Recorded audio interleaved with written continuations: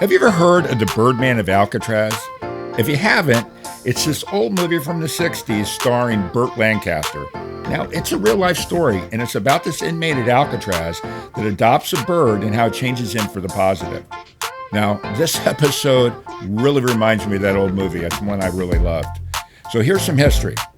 In 1975, in a state mental hospital, an inmate, just by accident, he adopts this injured sparrow. Now, the success it had in changing this inmate's behavior made the authorities look at the possibilities of a program like that. Now, fast forward to today. All 50 states, all of them, now have animal programs in their prisons. In this episode, 5 women of the PAWS in Prison program, they join me, and they talk about the amazing changes it's made in their lives and the dogs they're training. These really strong women, they really, really own their past. And because of this, I think their future is going to be even brighter. I love this episode, and I'm absolutely sure you're going to love it too. We are supported by PrepVet, providing stem cell therapy for pets. As a pet lover, did you know your pet can benefit from the incredible healing power of stem cell therapy? Prep Therapy offers a groundbreaking solution taken right from your pet's own blood. Say goodbye to joint pain, arthritis, kidney and liver conditions, and more. They'll experience faster recovery, increased vitality, and extended quality of life without the need for surgery or harmful drugs. Put the wag back in their tail and discover Prep Therapy today at PrepVet.com. Save 10% with promo code FurRealPodcast, covered by most pet insurance. For real, for real, for real, for real, for real, for real, for real, for real, for real, for real, for real, for real, for real. Got a bunch of furry friends and I love them all the same. I'm an animal lover, veterinarian is the name. Let's share some pet stories from heartwarming to strange. Losses and games, from wacky to insane. For real. You're now tuned in to For Real with your host, Mark Kyle.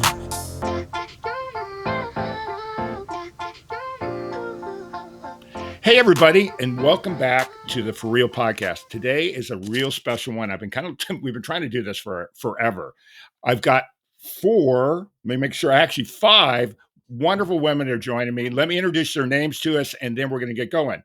We've got Catherine Laria, Nicci Sawyer, Micah Hubbard, Dani Brannock, and Carrie McCloud. Now, these guys are all in a program called PAWS in Prison, and I'm going to pass the baton to Catherine to kind of give us a little background. Everybody say hi, first off. Hi. Hi. So we got the whole gang here. So, Catherine, why don't you start, and let's just dig into this thing, and we'll just see where it takes us. Yeah, so my name's Catherine, and I run the PAWS in Prison program. I'm their executive director and their training director. And I took over the program in 2016 is when I first started going to it. The program started in 2007, and it was the first program in Texas that had a dog program for women only in prison. And so in 2016, they brought me in as a trainer, and I spent a couple of years going back and forth to the prison and working with the girls there and training dogs. And then in 2019, our executive director who founded the program passed away.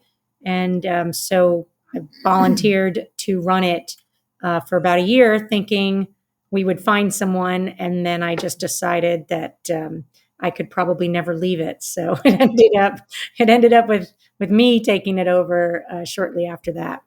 So were you a trainer prior to joining the program when they brought you in as a trainer?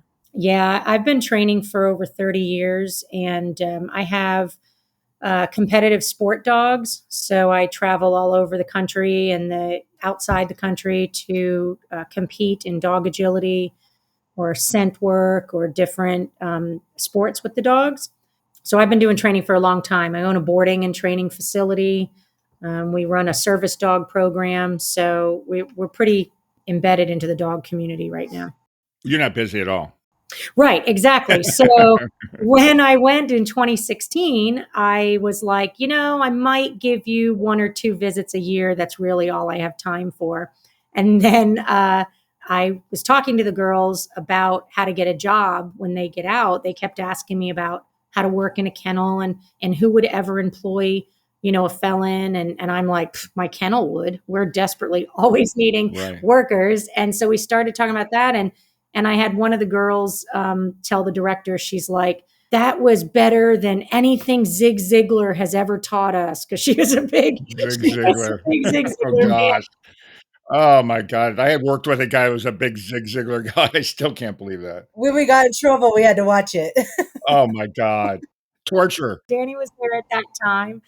And I even said, I was like, wow, that's the most impressive thing anyone said about something that I had to say. And so I got hooked because I realized that the women in there really were wanting more information. And I'm a entrepreneur, business owner, did that all on my own. And so I really sort of felt this pull to try and help them when they got out, not only just while they were in there, but give them some tools when they got out to be able to continue working with animals. Well, one thing, could you give me, or for everybody's listening, and then we let all the girls join in with us, a little bit of kind of an outline of what PAWS in Prison actually really does? Yeah, so PAWS in Prison is really multifaceted. It's kind of like a win-win-win-win. So we get dogs that are on death row at our local kill shelters. We rescue them, and then we bring them into the prison where the women can train them in basic obedience and do some tricks with them and stuff like that. So then the dogs learn how to be a better behaved animal. And then we adopt that dog out to the public. So the public gets a great new dog. And then the women get skills so that when they leave, they can be a more productive member of society and actually earn a living and support their family and do all of that once they get out. So it's really multifaceted. So I'm just going to pull a name. I'm going to just go down my list because I've got everybody's name down written so I don't forget anybody. So, Nicci, let's talk a little bit about your experience. I don't know how many dogs you trained. Talk about that. And I want to hear everybody's story and what you did. I just find it fascinating. And I'm sure everybody listening will be really interested in what you've done and where it took you. Okay, well, yeah, like you said, I'm Nicci, and so my story is a little different than the other girls in just a way that I'm a little stubborn, so I guess it took me twice to learn what I needed to learn and not leave it behind.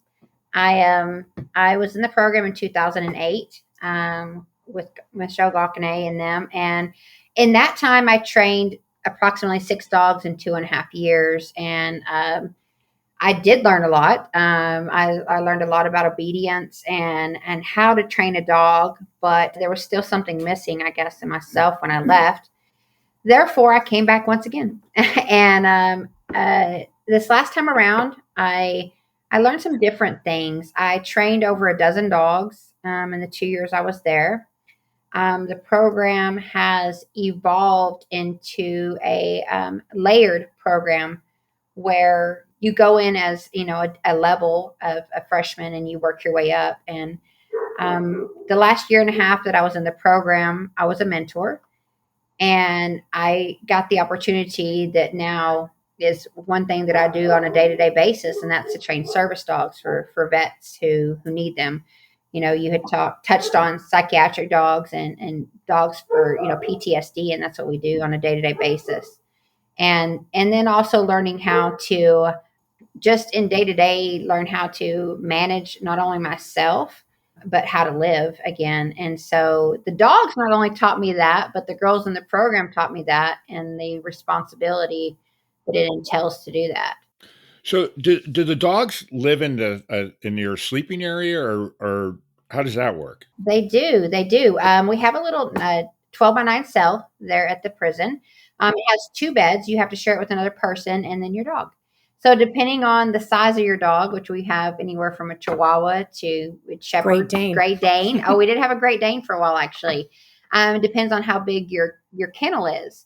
So they would live in the kennel with you at night, but they're there with you 24/7, 365 as long as they're there. So are they in crates when they sleep at night, or they are? Yeah, Okay. Yeah, they are. They learn to be crate trained at night, and that's for their safety and everybody's safety too. Sure. The prison doors get opened rapidly. You never know. You don't want a dog running around the day room all day. So yeah, absolutely. Okay, so I'm going to pass the baton. Listen, my next one on my list is Micah, and I've got a lot of questions. Let's hear your story, and then I'll add some of the other questions because I know you guys can fill in all the gaps for me. All right. Hi, I'm Micah. And so I got into the program, I believe it was 2019. And I can't even count how many dogs I've trained because there was, a dozen more, as well as the service dogs. So I actually got to start up the service dogs while I was there, which was a great opportunity for me to learn stuff. But, really what the program did for me going in, I was a person that was so like cold hearted, living in a certain way for so long in my life that I didn't know how to be compassionate. I didn't know how to love myself. I didn't know how to love other people. I was just cold hearted because that's the type of people that I dealt with, through my life of, the lifestyle I was living for so long. So when I went into the program, I was still that person. I was desperate for change. I just didn't know how to get there. So what the program helped me to become is compassionate, to be able to love myself and to love other people. And I'm not saying it was perfect. I can tell you that all these women on this podcast now can attest to many times they had to pull me aside and tell me multiple times, "Hey, Micah, the way you talked to her just now was not right." And so for me, not being able to notice that or recognize that was because of the person I used to be. Sure. So the program helped me to become someone that is able to talk to people right, able to care for people and to accept love from other people that genuinely care for you, as well as the dogs. I get to take care of the dogs and love them, and they love us unconditionally. So it goes to say that, the program helps you to become the person that you are supposed to be naturally in your life, right? Well, and it's giving you some social skills you probably just didn't have. And you probably had it, you just didn't recognize it. You didn't know you had it. They had to teach you had it, right? For sure. When you have lived a life for so long, that's kind of where you get stuck, right? So I Hmm. was stuck in that life because that's what I was given in the moment. I was never given these opportunities, or I was never surrounded by people that genuinely care or genuinely love or show compassion. So when you're not surrounded by that, or you're not given that, then you don't know how to give it or live it. So the program really helped me to become who I am today as a person, as a trainer, training the service dogs, giving back to the veterans, being able to help someone that is truly struggling, living my life every day, working with dogs, helping them with basic obedience, learning that skill and actually making an income and being able to be independent and take care of my needs, be able to buy Christmas presents for my nieces or my children or my family members, the people I care about. That is what the program has helped me to become, is just a normal person able to live, be independent, give love the way that you're supposed to, and accept it as well, because that was really hard for me for a long time. Oh, I can only imagine. So, did you have any dogs that came in that were that you had that were a little shy, I guess is a good word for it at first, and you had to warm them up versus them warming you up? Oh, yeah. Yeah, that happened multiple occasions. We had dogs that were super shy, that it would take them time to kind of desensitize to being in there in the facility around the loud noises, being loved, being touched. Some of them would hide in their crates, some of them would hide in their corner, some of them would go under the bunk and stay under there. So it was a process for them as well, just like it is for us, right? Oh, of course. So it's like we connected on that level as well. They're nervous. They don't know how to take in our compassion and our love. And it's the same way with us when we first come in, right? Oh, sure. I mean, that makes all the sense in the world to me. It does. It does. And we've had the dogs that were a little more, I'm not going to say aggressive, but their fear outweighed their ableness to be able to be normal, right? So their fear, they would hide, or they would Right. snap, or they would growl, but we've worked through that. We were able to handle it and work through it to where when they got out and they were ready to be adopted, They were perfect little angels. Well, and it's them being able to trust, right? At the end of the day, it's just trust. And probably vice versa, too, for you being able to trust as well, because I'm sure you had trust issues to begin with, too. Oh, major trust issues. Like Yeah. trust issues were huge for me. And I'm not going to say I struggle with it now, because in some areas I do, because it's just what it was in the past, but it's nothing compared to what it was before I went to prison, right? And by the way, everybody struggles with trust. So if you struggle with it, everybody does. So if somebody says, I trust everybody, you know you can't trust them. Yeah. Right, right, for sure, for sure. Right. Now, I will say that I am that person that when you're driving and you see these people that are struggling or holding the signs, I'm like, oh my gosh, we have to give them money, because that's just where my heart. Same, girl. I need to give them. What do I have any money? Do I need change? Right. So That's that's funny. me. I have that compassion. I have that love. I have that want to give back. Right. I would give someone the shirt off my back, because that's just who I am today as a person. And I'm very happy with who I am today. But it all started with the program. And I'm not saying it was perfect. It was not perfect. I had my ups, I had my downs, I had all of those things, but it made me who I am today, Well, that's great. Okay, so I guess the next one we have is Dani. Hi. Hey, Dani. So a couple of questions for you. You can help me. I'm just going to ask different questions to everybody, not only because it'll cover everything. So how old are the typical dogs you guys would get in there? It varies. I mean, we've had Max was old, and he actually was in the program for a while. How old was he, Miss L? Oh, he probably was 14 when you got him. How old? Yeah, he was a senior dog, like at 12 or 14. Oh, wow.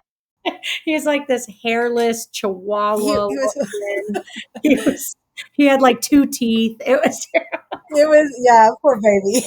So was his name Lucky? It should have been. His name was Max, and we called him Mad Max because he was just a little fireball, I swear. Oh, that's great. But there was a couple people that he absolutely adored, and they catered to him completely. I'm curious about the Chihuahuas. I mean, that's funny getting Chihuahuas because I mean they're so small. I've had Chihuahuas, so I'm right there with you. But the fact that you guys had to get them and train them, they're just so generally just pretty nice Yeah. to one person at least. to one person. Yeah. Yeah, we have one right now actually too, but Well, they think they're Great Danes, but they're definitely Chihuahuas. They actually are Great Danes in a small body.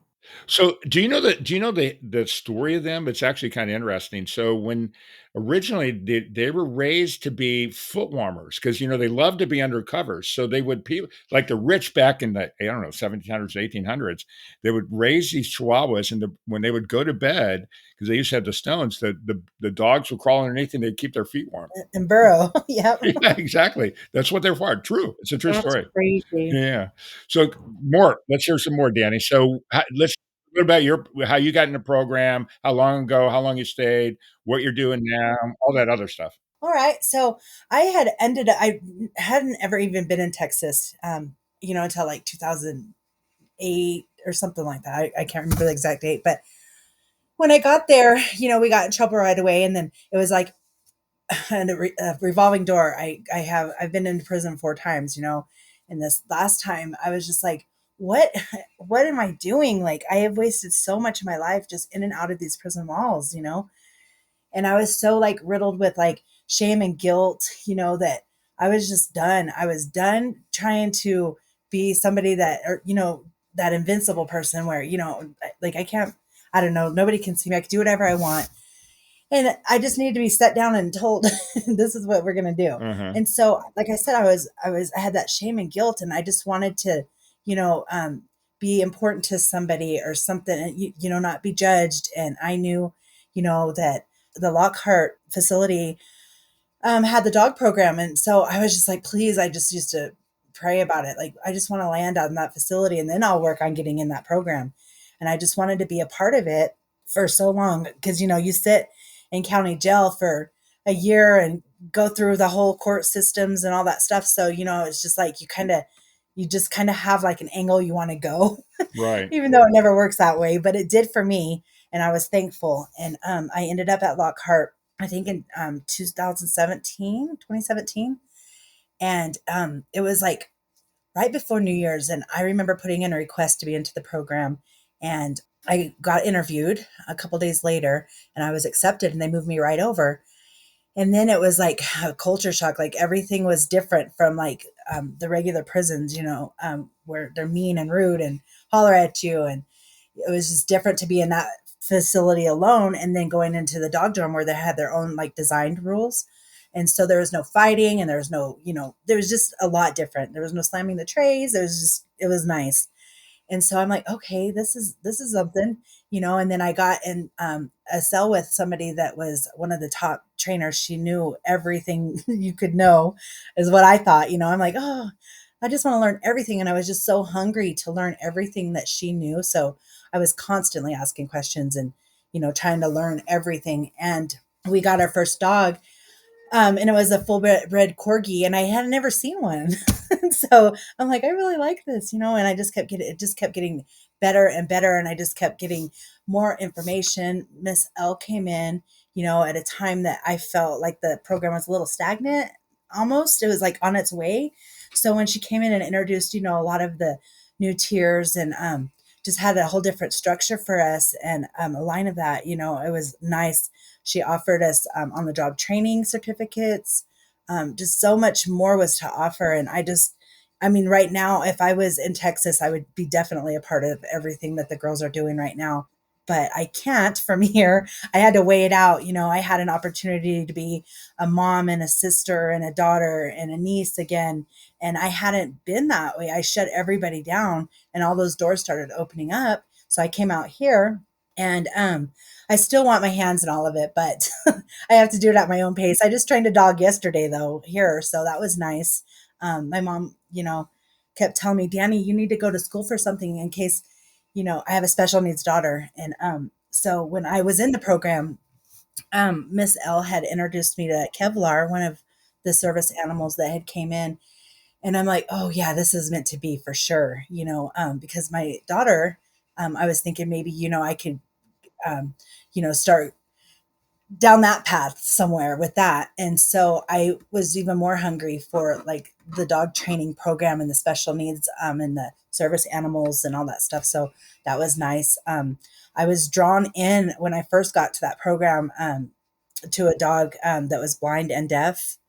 And so I was like, yeah, I need to learn. I need to learn from this right here. So that was something that really grabbed my attention. And he wasn't very nice, but he was beautiful. I wouldn't be either. He was beautiful. God, I was in love with that dog. But I was just learning, so I had to kind of stand on the sidelines and I'm like, man, I just want to get my hands in on that and see what it's about. And then I started getting more, I don't know, just more into the program, more into like the other dogs. I've had varieties from Chihuahuas to big old black beautiful labs. Yeah. So it's been nice. I just trained a bull terrier yesterday. It's helped me with a lot of things. I really don't have like my daughter takes up a lot of the extra time that I have, so I don't have a lot of time to get out there and work with the dogs like the girls do. But what I've taken away from the program, like I said, Miss L had set it up with tiers or what the tiers and the certificates. And I have taken those certificates that I've gotten from that program out into, when the women, when you get out, as a say, for an example, like if they were a nurse before they had gotten in trouble, they lose that license, or whatever. There's repercussions that happen after that. So it's hard to get back into that field. And so, for example, like the medical field or whatever. And so when I had the opportunity to get out and I had all these certificates that I had earned while I was in there from the program, moving up in your steps or passing a certain level or whatever the cause, I collected all those and, I applied for jobs when I got out and, some of them turned me down because of my felonies. And I was like, you know what? I'm just going to appeal it. I'm going to appeal it. So I did. I appealed their decision and I fought that. And like, this is what I've done to change my life. Look at all these certificates. I have proof. I have pictures. I have letters. And I built it like you would build a parole file. Like if you're going to send into the parole board, like, listen, I've changed my ways. Let me out, please. That's how I was about getting a job. And I actually got a clearance from the state of New Mexico, so I can actually apply for any job in the medical field and have a clearance, an automatic clearance. Wow. Well, one of the things that I read about the program, and you look at, I think there's like on the research I did, and it may be different now, but I think there's over 290 prisons in the U.S. that now have dog programs, or PAWS in Prison, not PAWS in Prison specifically, but dog therapy programs in the U.S. But what they all seem to list for things that benefits you guys, and you guys have been there. So tell me if all these make sense. Coping skills and improves your coping skills, self-esteem, confidence, gives you a purpose, motivates you, emotional, interactive, interpersonal skills, and drive. Any other ones that you guys would add that it really helped you guys? Yeah, just that connection to life and love. Love. Yeah, you're right, Dani, about the love. It teaches you how to love, and the connections you make through this program. If you really want change and you really want something different, you can make so many connections that will help you once you leave that place, right? As far as like a job, as far as like a community that will support you in the decisions you're making, as long as they're good, of course. But you will have a good support system to encourage you, to love you, to support you, and help you along the way. And that's what's most important, I think, getting out of a situation that you're in. Whereas, like, it's your prison sentence, you get out and you don't have that support system. That can be hard. But if you do it the right way and you make those connections, you have a good support system through that program. You have people that will have your back. You have people that are willing to make sure that you get to wherever you need to go. If you need to go to a doctor, or if you need to go to wherever it may be, there's so many willing participants a part of this program, and all the connections, ex-parolees that are doing amazing, that are more than willing to bend their back to come and help you make sure that you get on your feet.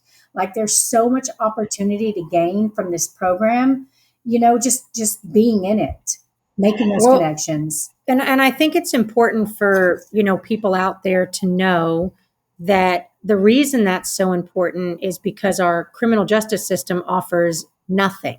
Right. So if they don't have a support system, you get nothing, potentially just dropped off at a bus station. Like, it's, without the programs that, the MTC or some of the private facilities put into play, the community colleges that come in and put it into play, the hundreds of volunteer groups that come in to try and help people before they get out, so that when they get out, they have some support. Without any of that, the recidivism rate is through the roof. And so we can just do our small part to try and help who we can when we can. And the PAWS in Prison program at Lockhart, that has completely been revamped to try and make sure that these women, 50 women at a time, there's 50 women in the dorm. Mm-hmm. So until they get paroled out, 50 women at a time, try and give them some tools and skills so that they have some opportunities when they get out. And we may have adopted over 650 dogs since we've started, but we've probably touched, 4,000 or 5,000 women. So I think that's pretty important and valuable, because, and there's a great documentary that Dani was a part of and Micah was a part of that really shows the insides of the prison and the dogs and how they live there and how the dogs change lives. What was that? It's called That Animal Rescue Show. Cool. It was all based about animal rescues in the Austin area. And it was on Paramount, but I think it's Peacock now. But it's a streamed CBS docuseries. Sure. And so Dani and Micah were part of it, and I was a part of it. And it just, but one of the women said at one point, she said, it had been 15 years since she touched someone and loved someone. Oh. And it wasn't until I brought her this dog that she realized that maybe if this dog deserved love, then so does she. Dogs be us. Yeah, like, thanks. That was a super emotional moment, ladies. Thank you very much, dogs. Great trainers you Yeah, are. kids. Just when you're trying to make a point, they humble you immediately. But anyway, it was just one of those moments where it makes you realize that it's so much more than just bringing a dog in to get trained. Like, Oh, so much more to it. Yeah. absolutely. One thing I just want to add, because I had to look it up, recidivism. Yeah, I didn't know what it means. So basically repeating criminal behavior. right. I had to look it up. I never knew the word. I go, I don't know that word. Right. And there's really no way to track that because people can go back into jail under a different number, under a different name. So there's not a huge way to track that. So what we've decided to do in our program is we track the success stories instead of the, who's come back in stories. Right. So, and these girls that are on this podcast right now have a ton of success stories on them. Yeah, well, we want to hear some of them. So one of the things that we talked about earlier before we were recording was, I bring it up regularly, but is what animals really have to offer us. Mhm. And, these animals come in without the personalities that humans have. They have all the baggage we have. They may have some other different kind of baggage, but generally animals love unconditionally once they trust you. And then we got into that trust thing earlier, but Right. and that's the thing that I did a little research on this thing. I guess it really started. This is a crazy thing for me. So it started in 1981 or 1975. It was I don't know if you guys. I'm sure you probably know, but I did the research for everybody listening. It was started where it was a state mental hospital where one of the patients or the nun adopted a bird. And it started with birds, and it wasn't until 1981 when they did dogs, but I kept thinking of the Birdman of Alcatraz. I mean, it reminded me of that. Yeah, because I'm going, that's just so weird. I mean, Birdman of Alcatraz is way before that time, but it started with a bird, and it came to dogs and all the successes they've had all over the place. And for me now I need to quit talking myself, and I want to hear some of the stories of how it's helped you guys. And that just, you guys, whoever wants to talk, just jump in. Yeah, well, I think Nicci is the newest one out. And so, she can probably give you an idea of what is happening right now, currently. Yeah, that'd be great. Okay, so like Catherine said, I'm the newest one out, and so I went from getting out. I actually went to my mother's, and I was on the ankle monitor, and I couldn't find anything that would allow me to work or get back into society on the conditions that the justice system put upon me right when I first got out. And so, Yeah, like it was like Yeah. you had to be in the house by a certain amount of time. Absolutely. And like, who hires that? Where do you get a job where you can only work 4 hours a day and then, they just don't make it easy. So let me ask you a question about that, because I don't really understand how it works. So if you get a job and you go back to the prison system and say, "Listen, I've got a job. You want me to get out and work?" They won't amend whatever their time is in that. Like you have a specific time you have to be there, even if you're working. They will a little bit. Okay. It's within parameters. Like I couldn't say, hey, I have a job that it's going to be a rotating shift. I don't exactly know my hours for this week. They won't allow that. It's a set in schedule, written down, put in the computer for like 2 weeks at a time type of thing, which is hard. Right. Right now. Yeah. And your employer has to know. Your employer has to know everything about you. They have to be okay with it. Your parole officer actually contacts your employer. And so it's, it's open, and it doesn't give you the sense of I'm going to be successful. Yes, there's employers out there that are bonded and want to hire, but if you become a hassle the first day on the job, it doesn't Sure. seem like they're going to keep you. You haven't proven that you're a benefit yet, but yet you're already a hassle. Well, that makes sense. If you can't be flexible with them, it makes it more difficult to hire you. One of the things that I've been thinking about, why we've been talking is, as we mentioned, I work in the veterinary world all the time, with stem cells, and so I'm in vet clinics all the time. Without exception, there's not a vet clinic I go into that's not short of staff. So do you have people that have actually gone in and worked like as as vet technicians and gotten jobs, or have they been amenable to that, or do you know? I Yeah, mean, I mean, it does depend because, like, PAWS in Prison is now offering scholarships.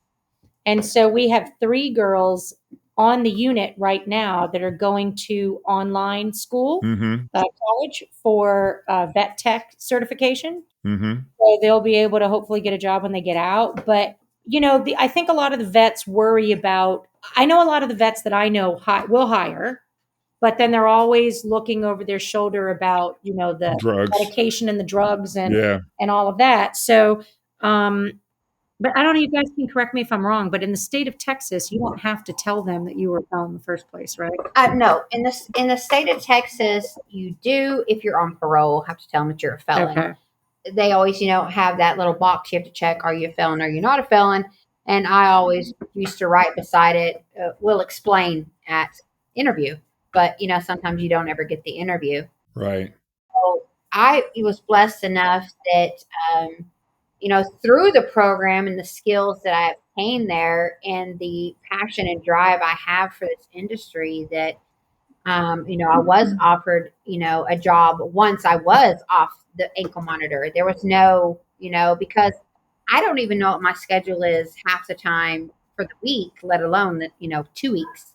However, all the skills that I learned there, I've been able to adjust and take now and make a life and career out of it. And it's humbling to think that at one point in my life that I didn't think I deserved anything, or that I had to please everybody at one time to be everything everybody else wanted me to be.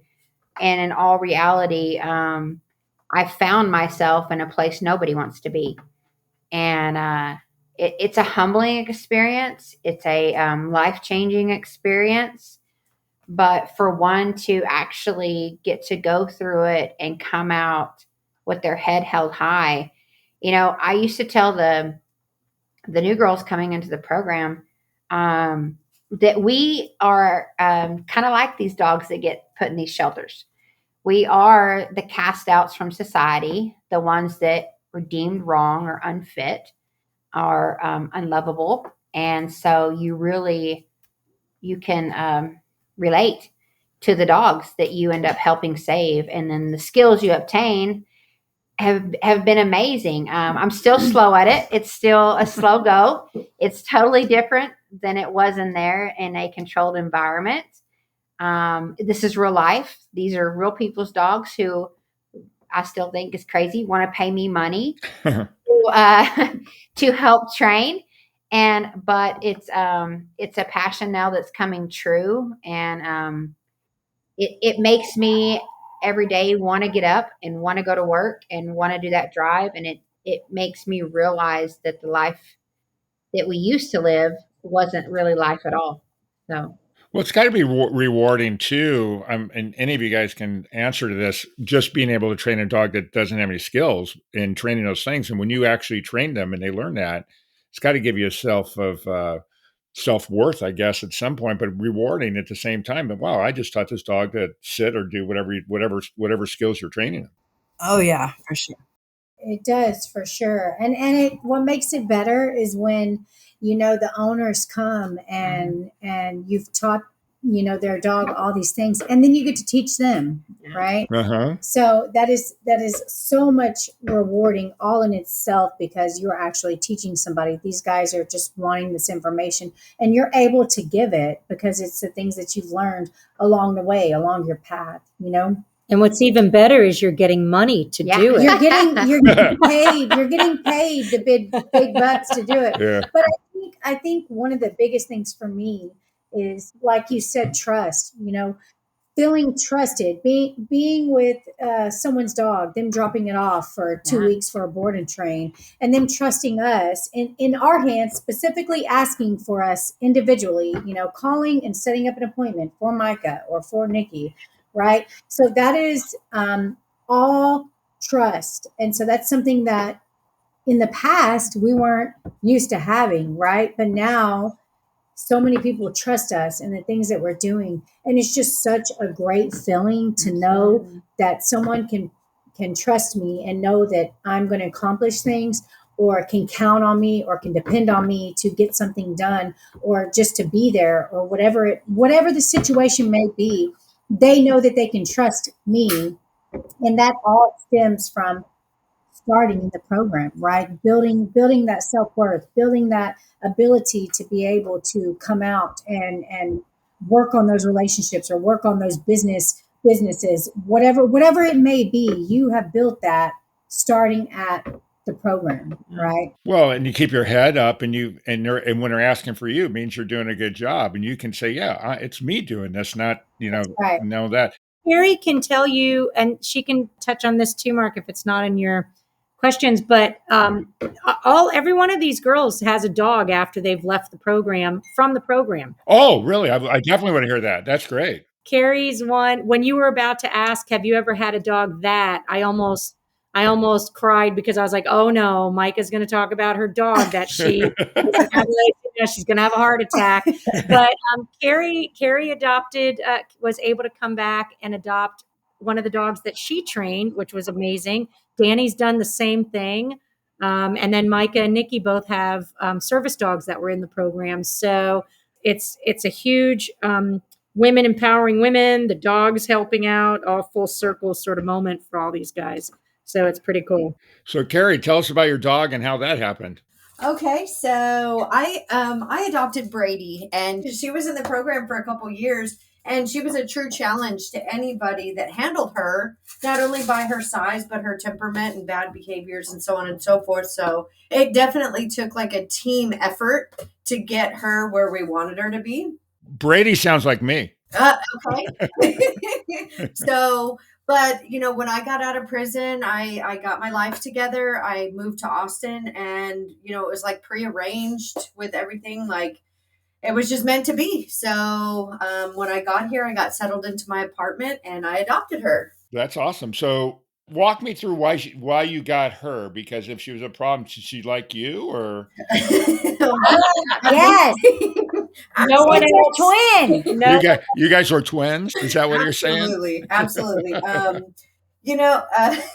don't know. Like, when you meet a dog in there and they truly bring out, I don't know. I would look into her eyes, and it was just like, I don't know. I would get teary eyed when I looked at her. So she it was like she could see in my soul and I could see in hers. It was very cool. And she really, it was an example of, who's the student and the teacher, because here I am thinking I'm a dog trainer, but in all reality, she taught me so much more Of course. than I could teach her. So, well, it's funny. I didn't bring this up to you guys when we were talking before we got on, but I do a lot of refugee work and in conflict zones, and so when I'm there, I'm always going there in my mind. I'm, when you first leave to go do this stuff, you say, I'm going to help them so much, but generally, what I find out, they end up helping me a lot more than I'm helping them. yeah. So the same thing with these guys, right? Yeah, these dogs teach us patience, trust,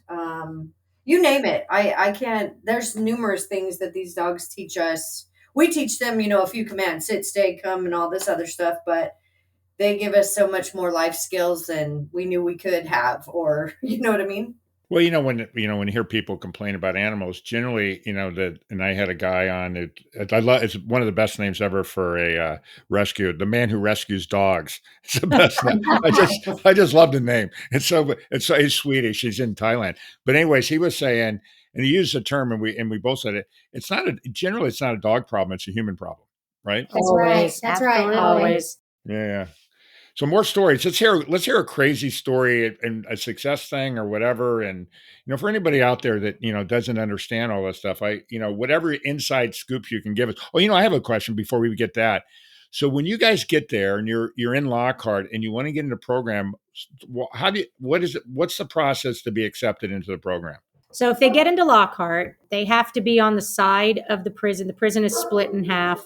There's 4 sections, but the half that the dog program is on, they have to be on that side. And there's various reasons why they're on one side or the other, based on charges and Sure. where they're at in their sentence. But if they get on the side of the dog program, they're there. They can put in what they call an I-60, which is a form that they fill out, request that they want to get into the dog program. Once they're in there, we will we'll check their charges because they can't come in with certain offenses. So child abuse, elderly abuse, of course, animal abuse. Sure. So there's certain charges that we won't allow in. And then if they pass that part, then in the new program, we have levels of girls, how they've worked their way up in the program. We go freshman, sophomore, junior, senior. And so our seniors will go out there and they will interview the girls with one of the administrative assistants and just find out why they want to be in the program, and then tell them a little bit about hard the daily life is in the program. I'll let one of the other girls tell you what a day-to-day is in there. But if they pass all of that, they'll come in, and then it is literally like walking into a private college because there are rules as soon as you walk in. There's 50 people in there. We have a waiting list of people that want to come in. If you come in and you're not willing to do the work from day one, you are no longer allowed to stay in the program. We have someone else that can take your place. And so we've really created a program now where this program we know is life-changing. We've seen it happen. Mm-hmm. So if you're not sure this is the change in your life that you want, go into a different program, hang out in there until you figure it out. And come to us when you're ready. And so, and you have to learn to take corrective criticism, and not just that, but you have to learn to listen to direction from other women in white.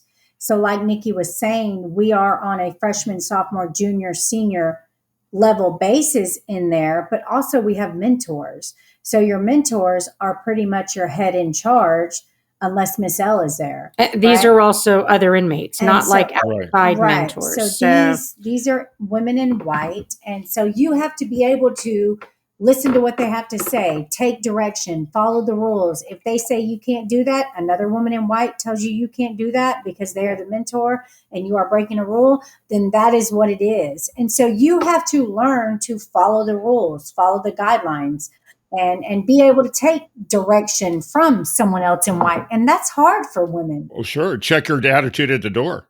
Yeah, That's exactly. right. That's right. Exactly. And if they don't follow suit, then like Miss L said, they get the boot. Right. Right. And it's because you have to learn to either, give in and accept change or move on and go to another dorm where you can continue to be the person you've always been, live the life you've always lived, and stay stuck in that same place you've always been in. Right. So when you get to boot, is it a one and done deal, or do you get you get like 3 demerit kind of thing, or how does it work? It depends on what you're accused of, right? Yeah. So you're just Let me just say, in the beginning of the program with the original director, it was one and done. Yeah. But Miss L is pretty lax, and so she gives you 6 months unless you've fed peppers to one of the dogs, right? Yeah, you can't do anything that'll harm a dog. But I have been known to maybe give too many chances. So. Yeah. Oh, I get them. Second chances, third chances sometimes. Yeah. But just yesterday, I made an announcement that that's no longer happening. So. We'll see what Okay. happens. I'll ask you about that in a week. Yeah. Check back. Yeah. We'll see what happens. I don't know, Dani. Did you get any second chances? Dani never did anything wrong. So. No, I didn't. That was good to me. It's so crazy because Dani, you were actually one of the ones that trained me. You trained me and graduated me and trained me to be a mentor. Yeah. Yep. She pushed me to she would come into the room and she'd be like, I was a mentee, training to be a mentor. And Dani would come in and she would say, Micah, you have to teach a class. And I'm like, no, I don't do that. She's like, yes, You have to, being a mentor, you have to teach classes. I'm like, I got the knowledge, I got the skills, but I don't think I got the braveness to get up in front of 50 women and teach. Yeah, but I saw different. I knew right away.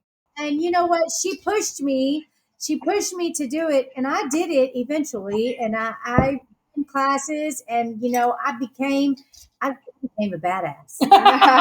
You did. I saw in you what like the same, that the hunger and the want for like learning as much as you could. I saw that immediately in you, because you are constantly asking questions, wanting to do it the right way, do this, So I saw that immediately. Well, it sounds to me like the program, as it's grown, is really learning how to get you guys stronger when you come out there, because that's something when you were forced to be a teacher, Yes.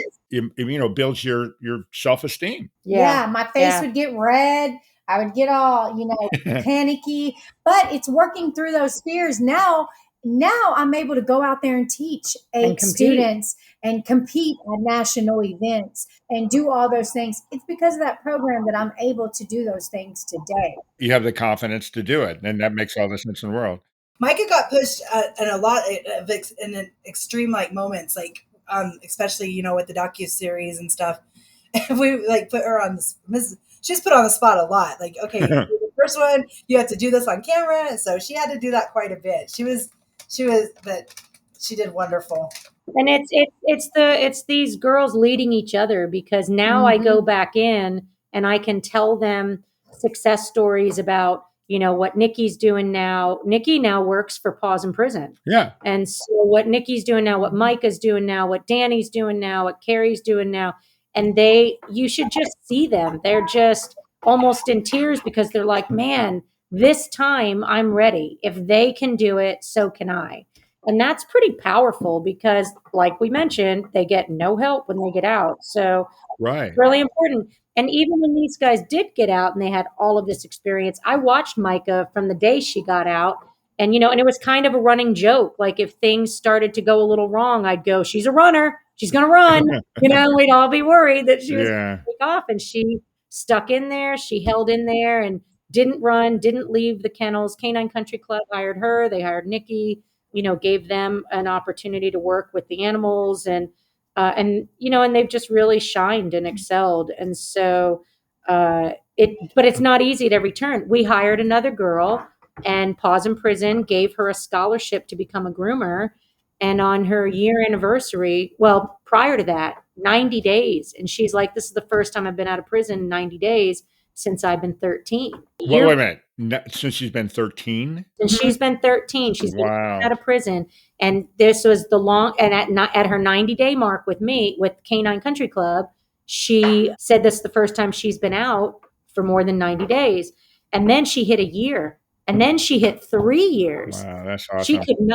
She just couldn't believe, how it changed her life. But then she hooked up with someone from her past and went back on drugs and then left completely. Oh, that's sad. So it's so sad, because you can put the opportunity in front of them and give them everything you can for that. But ultimately, they have to be ready for a permanent change. Well, and addiction's a disease too. I mean, it's sad that you've got they had all the opportunity. I have a sister who is recovered heroin addict, so I understand all that kind of stuff. It's crazy. Yeah. So I have a quick question, real quick. So when you've got 50 people in there, is that 50 dogs, one dog per person, or is there more than 50 dogs? 15 is the tops of. Is it 13? I think we had 15 in one. Oh, so multiple people are working with one dog? There's been a point when I was there was a point where there was like 22 dogs in there, but it was a little chaotic. You get a lot of one-on-one time, a lot more. You can build a better foundation, with two people working together with one dog. Okay, so if you've got 50 and you've got 15 dogs, that's 3 people per dog? Well, no, not necessarily, because it just depends on where they're at on their levels too, because it's weird. Okay. So, when I was in there, she was matching like seniors with the freshmen. Okay. And so it was just like their guidance, Ultimately, it's a group effort. Like we all work with the dogs together as a whole. Okay. Yeah. So that everybody gets hands on. Okay, cool. So there are times though where like you're just maybe observing and learning how to do this and when you're a freshman or whatever you call it. Absolutely. Okay. Okay. So we're running out a little bit of time. So any last story you guys want to tell, and then we're going to go to my favorite thing. No, I'm good. Everybody good? I think I'm good too. Well, I think you guys are great personally. So here's as you guys know, one of the things I do with every podcast is I ask the guests if they want to tell a silly animal joke. And it seems to me you guys may have one. Do you have one? We do. Okay, let's hear it. I love this. You were asking about dad jokes, right? Right. Yeah. So do you want to know where we keep all our dad jokes? Where do you keep all your dad jokes? In the database.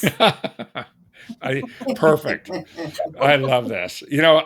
I have so much fun with it. I know everybody that's listening out there cringes every time they hear these jokes, but it's just, to me, it's just so much fun. It makes it a little bit different than a typical podcast.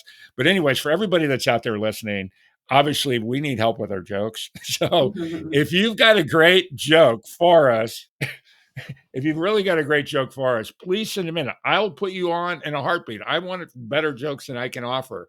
So if you send me an email directly to me, it's mkyle, Kyle, at forrealpodcast.com.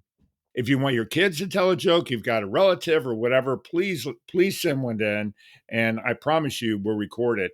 Also, if you've got a great idea for for an episode and you've got somebody you think that's got a story to tell or whatever, send that in too. I'll take anything that comes in.